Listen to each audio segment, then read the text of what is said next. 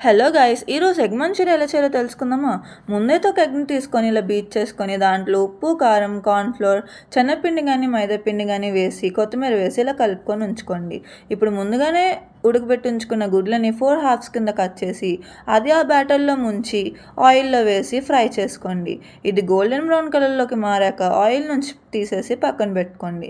ఇప్పుడు మళ్ళీ స్టవ్ మీద కడాయి పెట్టి దాంట్లో నూనె వేసి అల్లం, వెల్లుల్లి, ఉల్లిపాయలు, ఉల్లికాడలు, పచ్చిమిర్చి, కరివేపాకు, కొత్తిమీర వేసుకొని దాంట్లో ఉప్పు, కారం వేసి కలిపి అది కొంచెం మగ్గాక green chilli sauce, soya sauce, tomato sauce వేసుకొని బాగా కలిపేసి దాంట్లో కొంచెం వాటర్ వేసి అలాగే కార్న్‌ఫ్లోర్ వాటర్ వేసి కలుపుకోండి. ఇప్పుడు ఎగ్స్‌ని దీంట్లో వేసేసి బాగా కలుపుకోండి, ఆ సాసెస్ మొత్తం పట్టేలాగా.